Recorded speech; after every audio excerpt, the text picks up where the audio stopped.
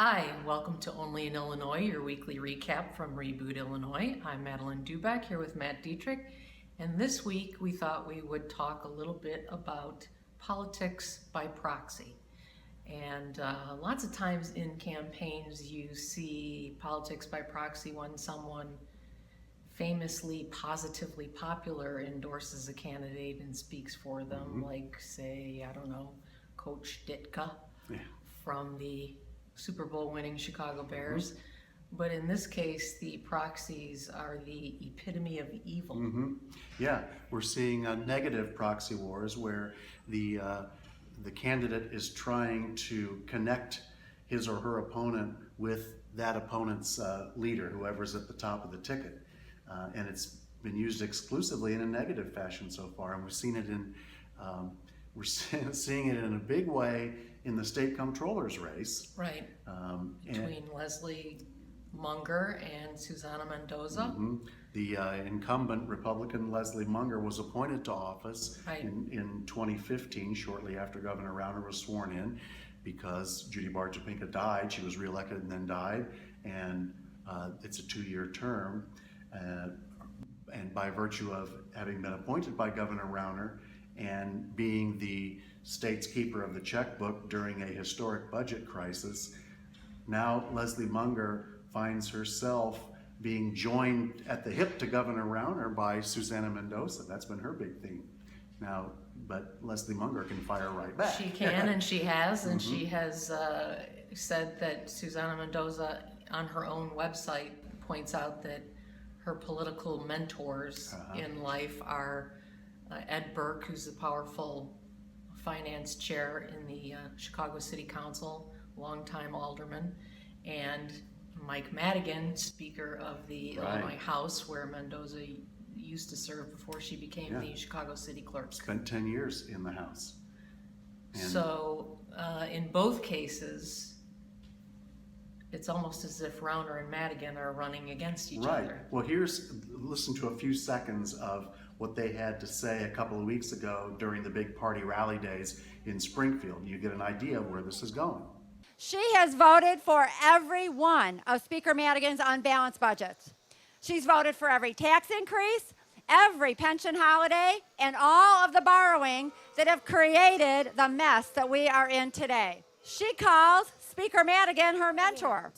Under the watch of Governor Rauner and Comptroller Leslie Munger, our most vulnerable have truly indeed suffered. While Governor Rauner plays political games and vulnerable people get hurt, Leslie Munger, silent. Okay, so that's kind of the theme that's emerged in that race, and you're going to hear that over and over again for the remaining 2 months until November 8th. But it's also happening, Matt, in the race for the U.S. Senate from Illinois with Republican incumbent Mark Kirk and Congresswoman Tammy Duckworth, the Democrat. Talk a little. The proxies are a little bit different in this case. Mainly one proxy, and that is the Duckworth campaign, and Tammy Duckworth herself is doing everything possible to link Mark Kirk and Donald Trump in the public's mind. Even though Kirk has kind of gone back and forth on Trump, Duckworth is really doing her best to connect those two. And even Kirk's indecision on the whole, whether he's going to support Trump, whether he would vote for him, who he's going to write in, that's even become part of it. And here's Tammy Duckworth talking about that to the Democratic County chairman. It's funny because Mark Kirk is all over the place. In fact, he started off by saying that he would support Donald Trump for president if he was elected as the Republican nominee. He even said that he looked forward and was best positioned to be the steady conservative hand advising a Trump administration. That again was down in Springfield and getting the troops rallied. And it's not just limited to Duckworth and Kirk with the Trump. House Speaker Michael Madigan, who is he's the evil figure for the Republicans. He managed to try to link both Trump and Rauner when he rallied the party faithful. So here is Speaker Madigan. Can we come together against the extremism of Donald Trump? Yes! Number two, can we come together against the extremism of Bruce Rauner? Yes! That's what we mean when we talk about proxies. Now, this is going to get a lot more intense because now that we're past Labor Day, you're going to see tons and tons of political ads on TV. And Not just here. Well, and we're heading into October, and we know now that the Chicago Cubs are going to be playing baseball on national TV in the playoffs. You're going to see a lot of ads. And the Republicans this year in legislative races have money like they have never seen before. Bruce Rauner from Governor Rauner. To date, he's given $16 million to the Republican Party, which has gone in different ways to support House and Senate candidates. Now, the ads that we've seen so far very much try to link, these are negative ads against Democrats, and you can guess who stars in the ads. As you can see right now, Mike Madigan is a very prominent player in all of these, and you can expect this to widen to the ones that we see now are Southern Illinois Democrats who are seen as vulnerable, but this is going to go on everywhere. If you're a Democrat and you're running for office, you're going to be associated with Mike Madigan by opposition advertising, and that's kind of to get in the public mind that when you see this candidate's name, think of Mike Madigan. Now, we haven't seen them appear yet, but you can be assured that you're going to see the same thing for Republican incumbents who are being challenged.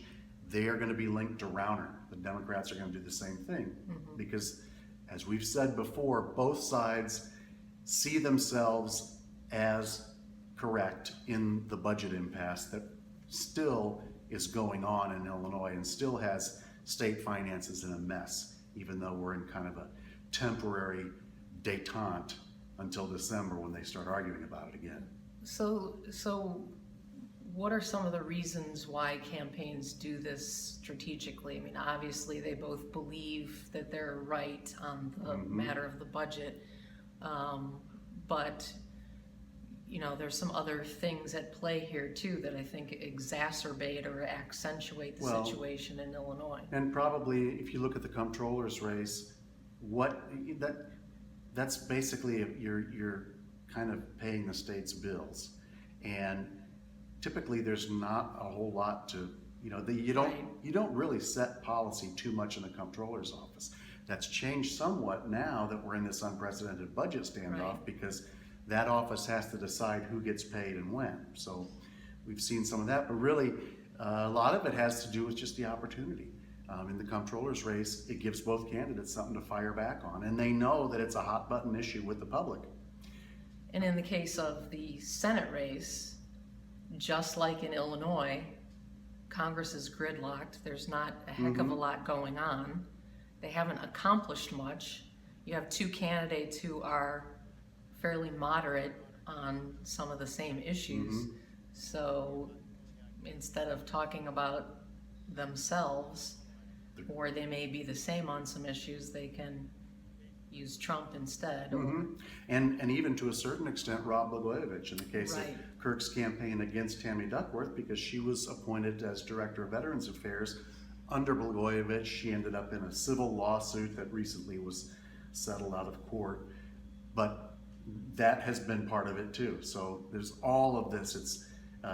It seems like this very indirect kind of campaigning. So is it wise? Is it fair? Do you recommend somebody making a decision about for whom to vote based on their affiliation with these other people who are being made out to be evil boogeymen? I think today, given what we've seen in political advertising and given what we've seen at Reboot Illinois, we're part of PolitiFact Illinois now, so we've been fact-checking some of these things. I don't think you should make your decisions based on political ads. basically, which is another way of saying, no, you probably shouldn't listen too much to these proxy charges. You really ought to get to know the candidates, and you really ought to look beyond what's just being blasted at you or what's being shoved into your mailbox, these mailers that are always plastered with extreme language and very, very simplified versions of, they took this vote, therefore they support murder, things like that, Yeah, and we haven't had, so far, very short tenure with PolitiFact Illinois, but we haven't had too many that have been completely true, right? or any yet that have been pants on Always- fire, but there's a lot of You gotta dig. mostly false Yeah, or... there seems to be a kernel of truth all the time, but it's the context that kernel of truth is Right. presented in, and you start digging into these things, and it almost seems sometimes like these people never seem to state something directly. And then when we challenge them in PolitiFact, we get arguments from people that, oh no, we didn't mean that. It was this month happened then, and then, and then, and then, and all these extenuating circumstances. It wasn't just the way we said it. So that's my long answer on that, is you really can't base your vote on what's being blasted at you from the broadcast media. All right, so we will continue helping you with that decision through PolitiFact Illinois, but also with some stories in the weeks to come as the races heat up that actually will tell you more about the candidates themselves and not just the proxies.